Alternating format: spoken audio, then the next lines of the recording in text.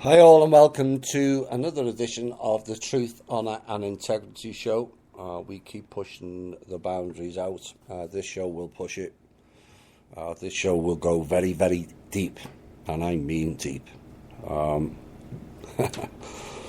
spent the last 4 hours rewriting the show. I had the show all prepared pretty much on Sunday, and a nice ending, and we all go home. But then things changed, and we'll be covering some of that late in the show. And there'll be no Q&A today, and the usual news, a bit of a roundup of things that are going on, and then some op-ed pieces, and then sub-intel, intel, and then op-ed pieces off the charts. It will be heavy. You will have to read between the lines.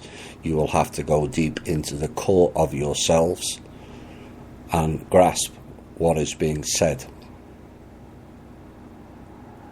The first song, The Road to Freedom. The road to freedom starts with us.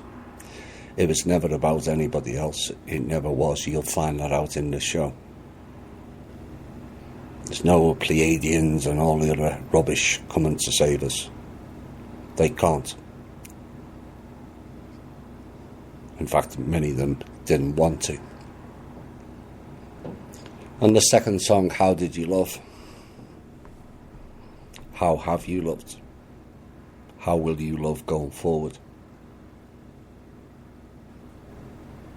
These are far more important things to consider than mass arrests, even the trust funds coming out.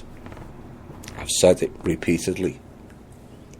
The work we do, the monetary aspect of it is quite far down the chain. Because there's a far bigger picture playing out here than most can grasp. If you don't grasp it after this show, you never will. So let's get into what's a quick overview of what's gone on this week, both within the page and whatnot. And then we tie things together. A German politician from Angela Merkel's political party has been found dead in circumstances local media are describing as mysterious. 2 high-level NYPD cops have suicided themselves within the space of 24 hours. They're not the only ones. In Oklahoma, police are investigating after former Senator Jonathan Nichols was found dead of apparent gunshot wounds inside his home. This comes 2 days after former Arkansas State Senator Linda Collins Smith was found dead in her home in an apparent murder. The US Commerce Department official Lola Gulamova, who previously worked for NASA and the World Bank, was killed on Friday in an apparent murder-suicide in Washington, D.C. The suspect was identified as her husband, and Tony Rodham, brother of Anne Hillary, died. Oops. And people say nothing's going on. Connect the dots. Some people reacted to the intel piece last week of the Manor World Holding Trust, myself and Kim pulling back until people get their act together. And this applies to all. It was more designed for the clowns and the so-called authority people, establishment, whatever you want to call it. But predictably, the stupid jumped in and added their 2 pence of retardedness, thinking we are walking away from it all. Not quite. Like I said, Manor World Holding Trust is only one portion of the work we do on an individual level or together. We are involved in much, some of which has been revealed, most of which has not. And our time needs to be apportioned better, as going at a full pelt on a range of disciplines leads to burnout. We, and more particularly on Kim, has pushed and worked hard than many realise to achieve that small part of the work that is being undertaken and allow people to get on with their projects, their ideas, the ideals, and also their lives. No one is walking away. Priorities change only, and our time of pushing solely on the Manor World Holding Trust is now reducing for the clowns. In a world view, and as this show unfolds, you will understand why it is not the priority.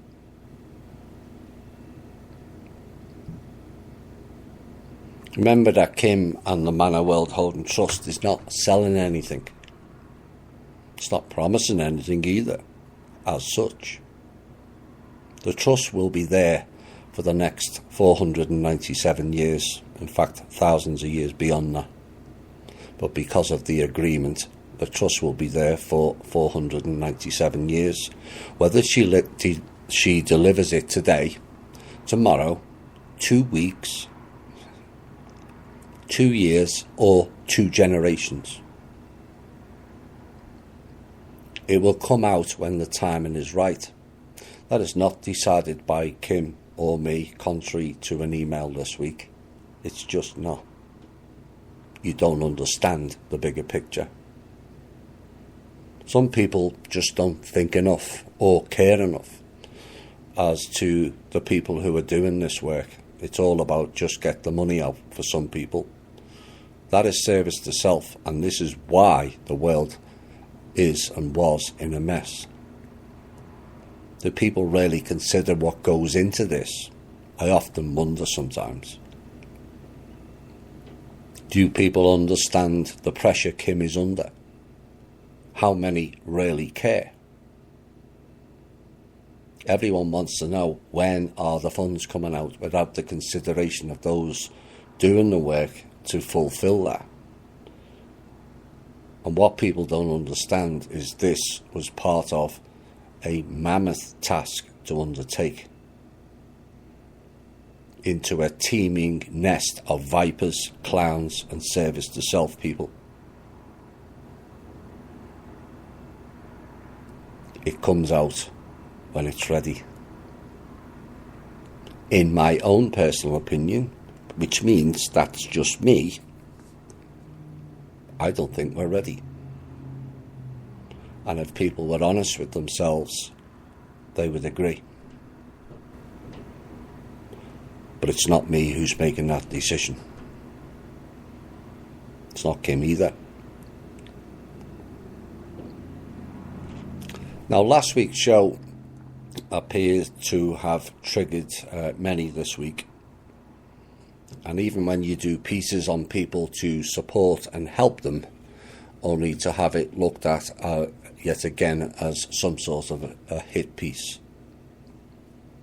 From now on, might I request from our members, please don't ask me my opinion about Tank, Dan or the lawyer, because no matter what I say in relation to Tank, every time it gets twisted into something it is not. As stated last week, I also like Dan Lutz, Dan's current co-host personally, but again, I get questioned of his ethics of being involved in Swiss Indo, past or present. I'm not aware. And his current promotion of and website of bitcoins and crypto. And I stated this again ends up being reflected onto Tank by people. So clearly I stated I like Dan, and because people ask me about Swiss Indo and crypto involvement, which I don't answer largely, it's suddenly taken by that group as me trashing them.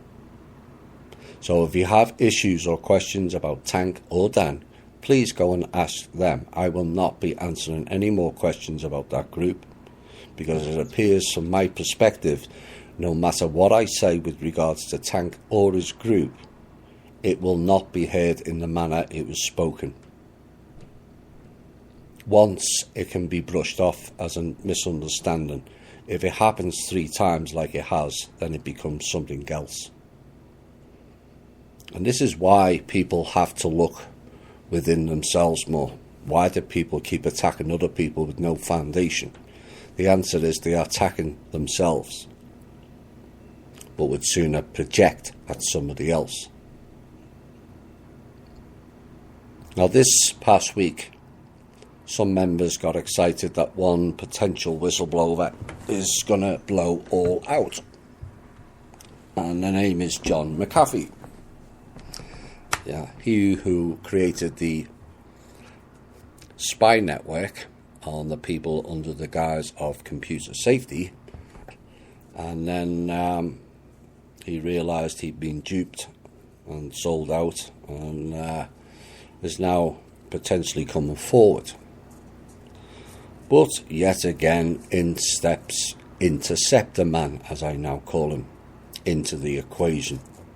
Seemingly rises out of nowhere, like the Phoenix. Was he involved in Project Phoenix? Despite several hats to wear within the alt media already, yes, in steps Interceptor Man Robert David Steele again. Just like he stepped in on Neil Keenan when our spat was revealing too much on who they work for.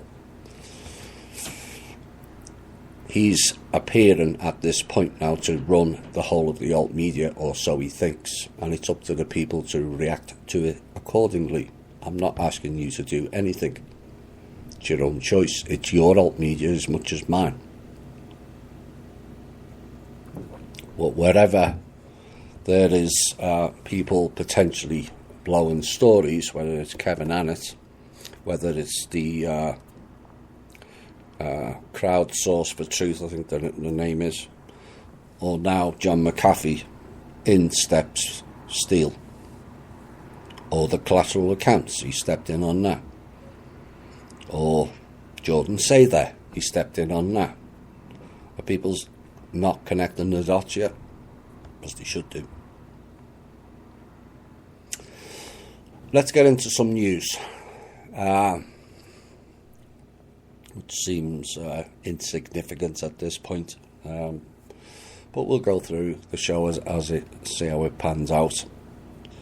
Now, nearly all applicants for new American visas have been told this week that they will have to submit their social media details under newly adopted rules. The State Department regulations say people will have to submit social media names and 5 years' worth of email addresses and phone numbers. Now, this was proposed last year, and authorities estimated the proposal would affect 4.7 million people annually wanting to enter into America. Now, certain diplomatic and official visa applicants will be exempt. No surprise there.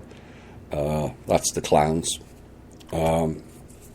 Maybe if they looked into their Twitter accounts of things referencing pizza and small child and all that, maybe they would be able to pick those people up. But apparently, as it stands, that's still ongoing. However, people travelling to America to work or to study will have to hand over all their information. But now applicants will have to give up their account names on a list of social media platforms and also volunteer the details of their accounts on any site not listed. Anyone who doesn't give all of the names and hands over all of their details, or who lies about their social media use, could face serious immigration consequences, according to official. Now, if you don't list all the names that you are operating under and they find one, you will be denied access to the country. That's what they're saying. Unbelievable. But yet again, it's indicative of certain rules applying only to certain people. Like it said, certain diplomatic and official visa applicants. Well, what's official? Everyone's official.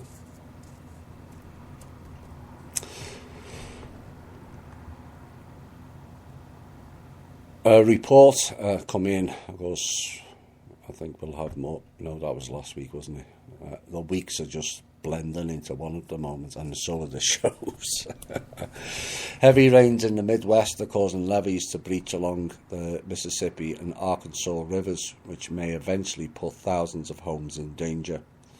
The Dardanelle levee along the Arkansas River breached early last Friday near the community of Holler Bend, sending water gushing into farmland, which we did cover last week in the intel, that already had been saturated by leaks in the levee a day earlier. About 75 homes from Holler Bend, just downriver from the city of Dardanelle, have so far been impacted by flooding in a 3-mile area, according to Yell County Emergency Management Director Jeff Gilkey.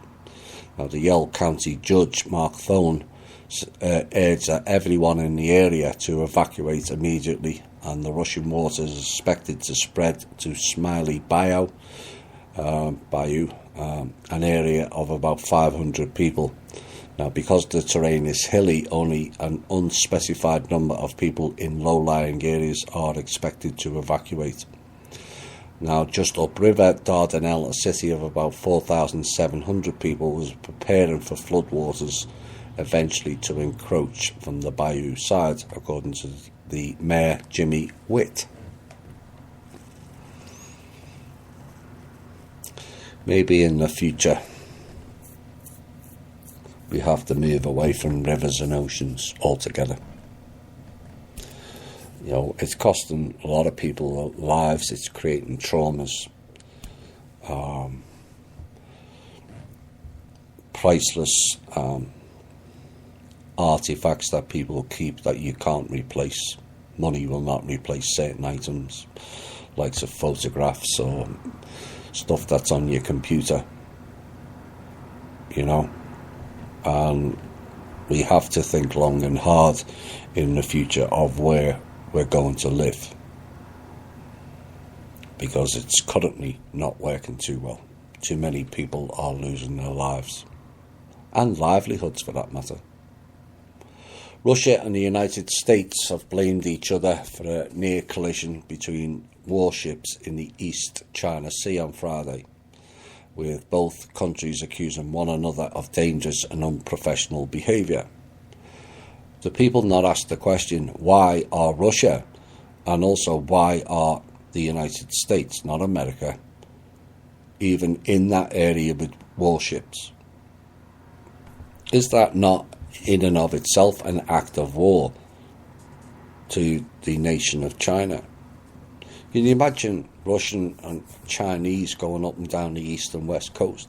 There'll be mayhem. You know, Clinton News Network would go on, you know, we're all going to die, fear porn, mass alert, 24/7. And yet it's kind of just accepted that it's okay to be in that region. Anyway, Russia's Pacific Fleet said that the USS Chancellorsville, a guided missile cruiser, came within just 50 metres, 165 feet of the Russian destroyer Admiral Vinogradov, which had been forced to take emergency action to avoid a collision. And they cited a Russian Pacific Fleet statement as saying the incident took place in the early hours of Friday morning in the eastern part of East China Sea at a time when a group of Russian warships was on a parallel course with a US naval strike group. And the US guided missile cruiser Chancellorsville suddenly changed course and cut across the path of the destroyer Vinogradov, which then came within 50 metres of that ship. Unbelievable. And from an overview, beyond ridiculous. You know, dick swinging with warships, UBS, this will be a common theme tonight, in the early part anyway, needs to get more money in the door from wealthy individuals, again a sign of the banking collapse. And the Swiss bank is turning to Japan, no surprise, because guess who's just been there? Put 2 and 2 together and you will make 4, not 5. To make that happen, the company announced on Friday that it was launching an alliance with Japan's Sumitomo Mitsui Trust with the goal of creating a one-stop shop for asset management products and services. Now, the Sumai Trust has 285 trillion yen, which is about $2.6 trillion, under management, while the UBS has over 2.4 trillion. Now, the company will start selling each other's products and services this year, and the plan calls for the creation of a joint venture, which will be 51% owned by UBS, aka Rothschilds, by early 2021. And the arrangement shows how UBS is thinking about expanding its customer base outside Switzerland. Now, it's trying to protect its own ass, and don't think that Japan will buy into it. Iconic Palestinian activist Ahed Tamimi grew up protesting the Israeli occupation. Now, she took part in her first rally when she was just 8, and a decade later she doesn't believe in reasoning with Israel. Now, this young woman, who is a Palestinian resistance icon at age just 18 years of age, spoke to RT this past week, and that she believes that young Palestinians like her are the future of the fight against the Israeli occupation. Now, while she hopes to use her worldwide fame to advance the Palestinian cause, many more are following in her footsteps back in Palestine. She added, "No occupation lasts forever as long as we have Palestinian children who still resist the Israeli occupation, like the martyrs who have paid the ultimate price for the Palestinian cause, who became martyrs for their causes as 19, 20 and even 18 and 16-year-olds. But there are many more Palestinians like them that offer themselves for the cause." It's kind of sad that the youth is having to offer themselves up as a cause when we have politicians who could fix that overnight. And I mean overnight. It just requires some people getting a set of balls and acting upon them. It can be over in a night. Now, she's been hardened by a lifetime of protest, and she rejects the idea of resolving the Palestinian-Israeli conflict through talks. Well, I get that, because there's been hundreds of talks with no action. How about no talks and just action? Like I said, you can fix it overnight. And she says that her family has suffered a lot at Israeli hands. Now, Tamimi's father was arrested when she was just 3 and has been in and out of prison, mostly in as she was growing up. And she then said that he had been repeatedly tortured in detention and once slipped into a coma. Her mother was arrested 6 times, suffered an injury to her leg that prevented her from walking for 2 years, and her aunt was killed by an Israeli soldier.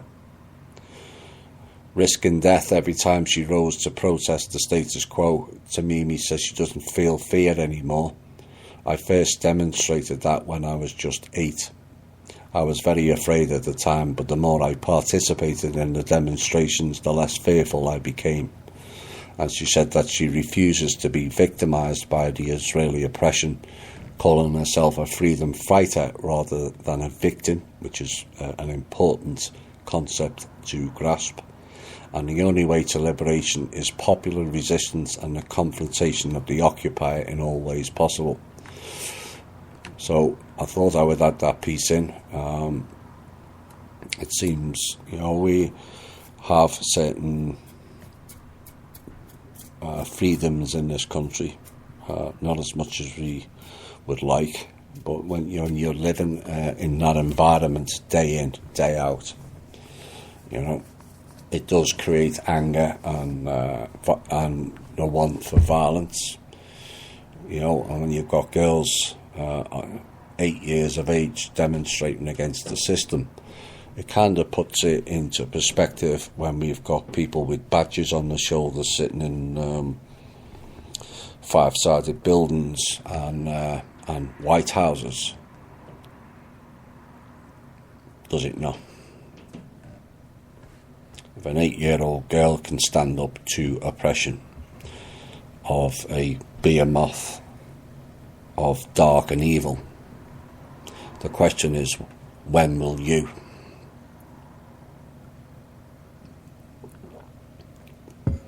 Talking about violent starts, Pride Month has got off to a violent start, and in the first week of June, the killings of 2 gay men and a transgendered woman in Detroit, and also a gay man outside of Atlanta, have highlighted an alarming uptick in attacks against the ever-increasing letters people, LGBTQ. It'll be running out of alphabet, surely. And hate crimes in general. And the month has really started very tragically, according to Georgia Equality Executive Director Jeff Graham, and this is part of the challenging times in which we live. We know that discrimination of LGBT folks at this time is an all-time high. I have, in part, championed their cause, but it comes to a point where you end up like the system and the Ouroboros, where you end up eating the tail and carrying on. There has to be a balance somewhere between highlighting who and what they are and wanting to be accepted for who and what they are, against putting it in people's faces with marches. The two don't go together.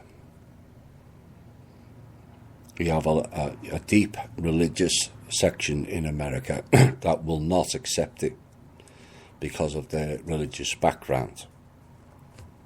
If people just were being themselves, people get used to it and become more tolerant. But if people are rubbing it in people's faces, which is what these marches are about, it's, this is all designed, and these people think, these parades are all great because it's highlighting them. No, it's not. It's being used against the very people who are marching down the street, and this is what people have to understand. What people do in their own bedrooms is nobody else's business, in my opinion. It's nobody else's business. They don't turn around and say, we don't like you being heterosexual. But then we don't march down streets shouting, I'm a male, straight, heterosexual, white man. So the minority then becomes the dominant force, and this is part of the programs. The same thing happened with the black people. We have to be nicer to blacks. No, they were using the blacks. And then the blacks, Black Lives Matter, who funded that? Soros. Why? Because they told you years ago they were going to use the black people against the whites and make the whites feel guilty. No. It's about all coming together. So you're going to have parades and marches which promotes only one group. that in and of itself, from an overview, is racist or sexist. Because that's then repeating, it's going from one extreme to the other. It's repeating the same program of switching from side to side. This one's more important, no, that one's more important. The key to it all is we're all important, no matter what sex you are, what colour you are, what country you're from. And the minute everyone gets that, this planet changes. So let's quit with these marches. People have recognised whom what you are. That's enough. We don't need it rubbed in your face. Whether you are for or against, it matters not. People don't like anything pushed in the face. And the people who are organising these marches are selling the very people they're stating that they're promoting. Wait for time. I may have to skip some of these news people.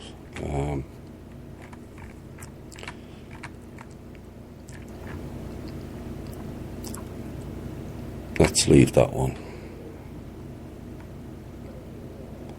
No, we'll leave that one instead.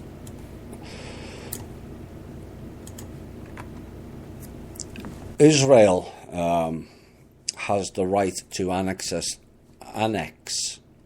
at least some, but unlikely all, of the West Bank, according to the United States, in the back pocket of the Zionist ambassador David M. Friedman.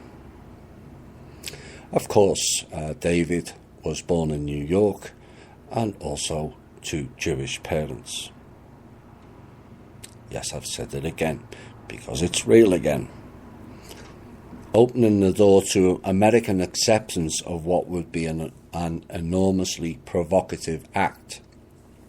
Prime Minister Mr. Nutty Arsehole has promised to begin annexing Jewish settlements, there's no Jewish settlements, in the West Bank, and a move that would violate international law and could be a fatal blow to the two-state solution of the Israeli-Palestinian conflict. And Mr. Freeman said, under certain circumstances, I think Israel has the right to retain some, but not all, of the West Bank.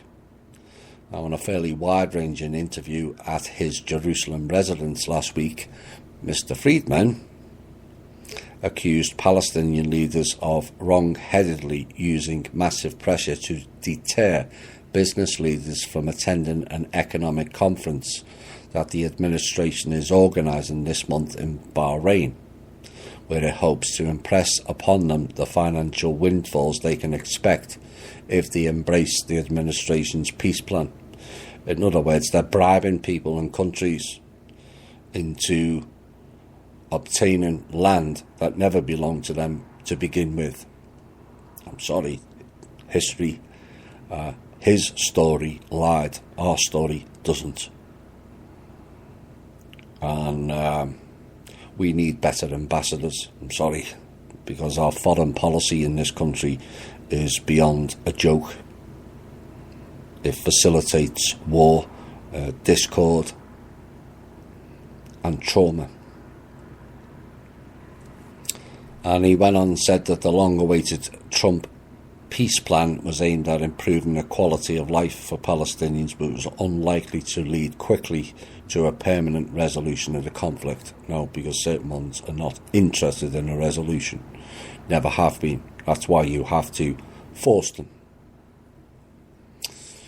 The leader of La Luz del Mundo Church, Joaquin Garcia, is now behind bars, accused of human trafficking and much more. Yet again, church again. Keep pointing it out because it keeps coming up. It's a bit like born in New York, born to Jewish parents. It's the same problem. because it's the same people following that cult is why. California Attorney General Xavier Becerra announced on Tuesday that mega church leader Joaquin Garcia and others associated with him face charges of human trafficking, production of child pornography, forcible rape of a minor, amongst other felonies. Becerra says Garcia committed the crimes between 2015 and 2018 while leading La Luz del Mundo, which is an international religious organisation headquartered in Mexico with over 1 million followers reported worldwide. You know, it beggars belief. In the criminal complaint, it's alleged that Garcia and his co-defendants allegedly coerced victims into performing sexual acts by telling them that if they went against any of his desires or wishes as the apostle, they were going against God. These people are beyond sick. And this is not one-off churches either. It proliferates through most, if not all of them. I'm sorry, it just does, as time will show. And people attending those buildings are not helping. They're just not helping. They're in roundabout way, you're facilitating it. 1 million followers of child pornography and human trafficking. It boggles the mind.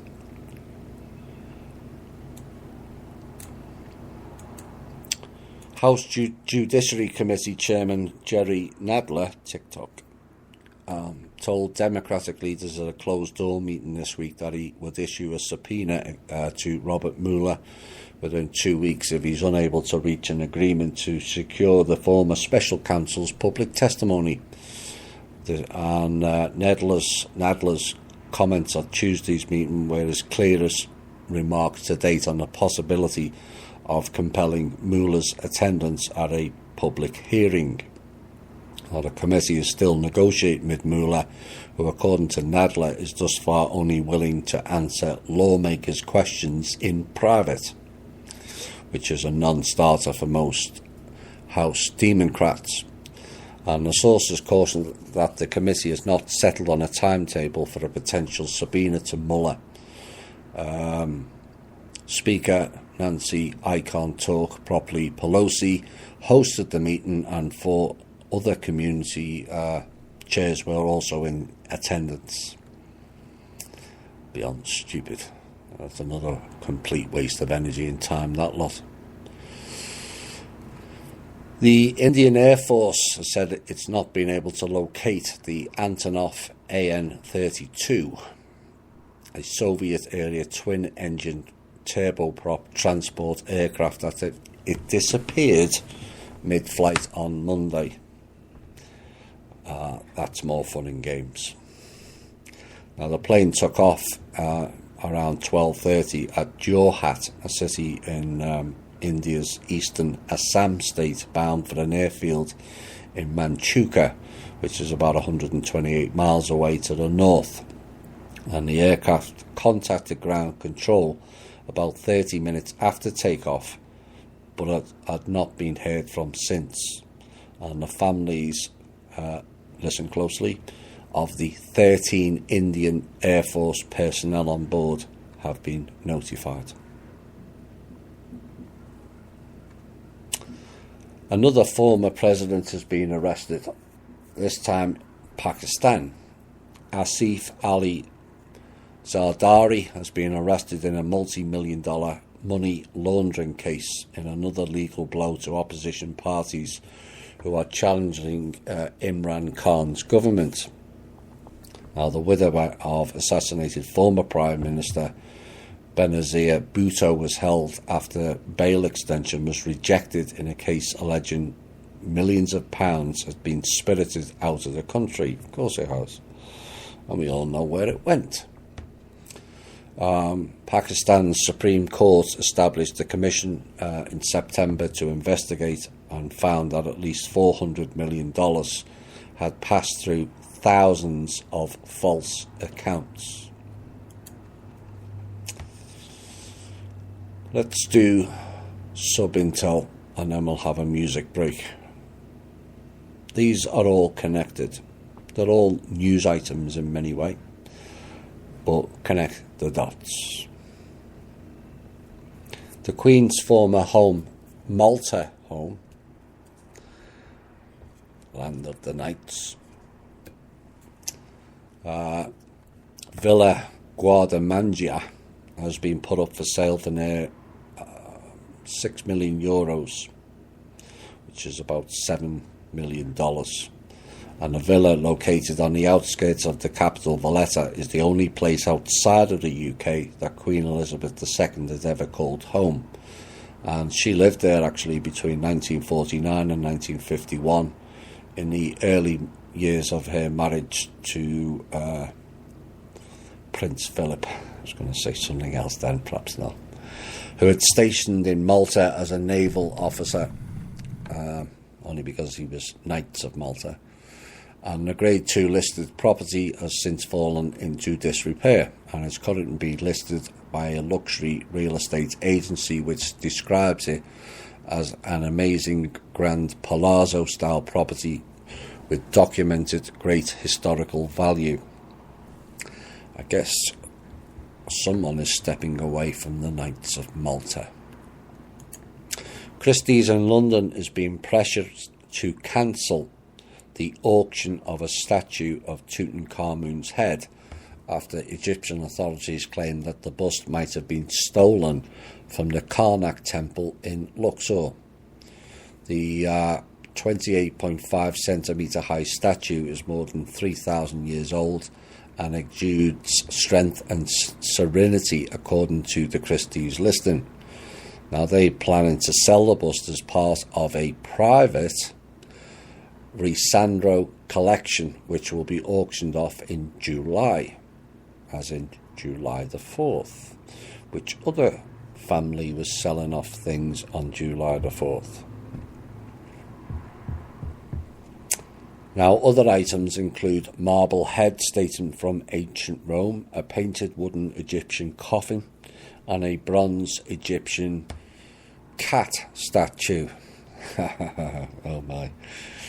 And they hope to raise £4 million, which is about $5 million, from the auction and insist that it's been sold legitimately. Now, the Egyptians are claiming that it was stolen from Karnak, no surprise, but half of Karnak appears to be in the Sackler Gallery in New York. Yes, Mr. Sackler, born in New York, born to Jewish parents. It all repeats. And it is being sold from a private collection, they say, and yet it just happens to be being sold the same day and the same auctioneer in the latest round of the Rothschilds family fire sales. Oops. Except Egypt are wanting it back. Well, perhaps Egypt could go and pay the 3 to 4 million out of the vast amounts of funds they've generated by tourism based on a narrative of falsehoods. They want it back. High-tech printing firm De La Rue will no longer make passports after losing its key contract with the British government, putting 200 jobs at risk. The 198-year-old company, which also prints banknotes, super notes and other counterfeit currency, is selling its international identity solution arm for $42 million to Swedish rival HID Global, sparking fears for its Gateshead facility.